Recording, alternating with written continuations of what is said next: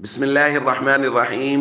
عن جابر بن عبد الله رضي الله تعالى عنهما قال: فلما قدم رسول الله صلى الله عليه وسلم المدينة غدوت عليه بالبعير فأعطاني ثمنه ورده علي. رواہ البخاری۔ دوستو، ہم حضرت جابر بن عبداللہ رضی اللہ تعالیٰ عنہما کے بارے میں کل پڑھ چکے ہیں کہ ان کے والد غزوہ احد کے موقع پر شہید ہو گئے تھے اور ان کی بہنیں ہی بہنیں تھیں، اکیلے بھائی تھے، اس لیے نبی کریم صلی اللہ علیہ وسلم ان کی دلجوئی فرماتے، ان کے ساتھ محبت فرماتے، لاڈ پیار کرتے۔ حضرت جابر فرماتے میں حضور کے ساتھ غزوہ میں تھا، غزوت مع رسول اللہ صلی اللہ علیہ وسلم، غزوہ تبوک کے موقع پر۔ فتلاحق بی النبی صلی اللہ علیہ وسلم وانا علی ناضح لنا، میں اپنے پانی کھینچنے والے اونٹ پر سوار تھا اور نبی کریم صلی اللہ علیہ وسلم پیچھے سے تشریف لائے اور اونٹ بہت کمزور ہو گیا تھا، تھک گیا تھا، فلا یکاد یسیر، چل بھی نہیں پا رہا تھا۔ نبی کریم صلی اللہ علیہ وسلم تشریف لائے اور پوچھا، جابر مالی بعیرک، اونٹ کو کیا ہوا ہے؟ میں نے کہا یا رسول اللہ یہ بہت تھک گیا ہے۔ نبی کریم صلی اللہ علیہ وسلم نے اونٹ کو آواز لگائی، ودعا لہ، اور اس کے لیے دعا کی۔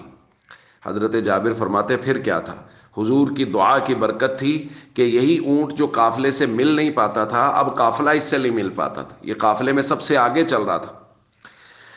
حضرت جابر فرماتے پھر حضور علیہ الصلوۃ والسلام تھوڑی دیر میں تشریف لائے اور فرمایا، کیف تری بعیرک، جابر اونٹ کو کیسا دیکھتے ہو؟ میں نے کہا بخیر، قد اصابتہ برکتک یا رسول اللہ، یا رسول اللہ اب تو بہت اچھا ہو گیا ہے اور آپ کی دعا کی برکت جو اسے پہنچ گئی ہے۔ نبی کریم صلی اللہ علیہ وسلم نے فرمایا، جابر مجھے بیچتے ہو؟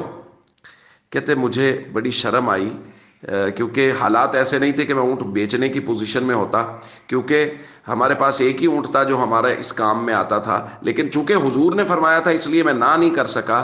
میں نے کہا جی ہاں یا رسول اللہ، لیکن میرے پاس اور کوئی سواری نہیں ہے، اونٹ میں آپ کو بیچتا ہوں لیکن مدینہ منورہ تک میں اس پر سواری کروں گا۔ حضور نے فرمایا ہاں ٹھیک ہے۔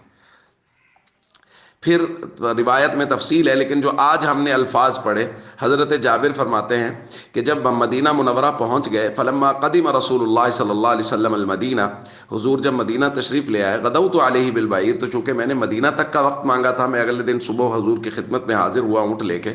میں نے کہا یا رسول اللہ یہ آپ کا اونٹ ہے۔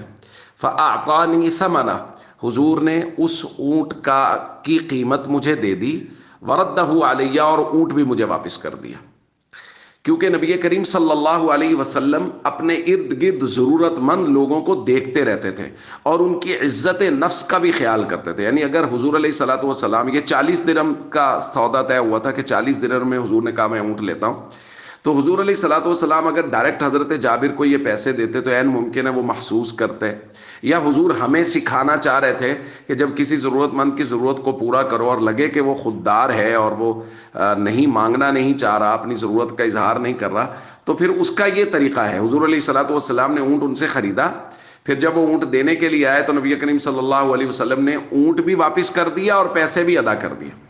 تو بھائی ایک تو حضور کی دعا کی برکت ہم نے دیکھی کہ حضور کی دعا کی برکت سے وہ اونٹ جو قافلے میں سب سے پیچھے تھا وہ قافلے میں سب سے آگے، اور دوسرا حضور علیہ الصلوۃ والسلام کی خیر خواہی، حضور علیہ الصلوۃ والسلام کا اپنے ارد گرد لوگوں کا حال احوال معلوم کرنا، وہ ہمارے سامنے آیا۔ ہمیں بھی چاہیے ہم اپنے ارد گرد دیکھتے رہیں اور لوگوں کی جس قدر مدد ہم کر سکیں ضرور کریں۔ السلام علیکم ورحمۃ اللہ وبرکاتہ۔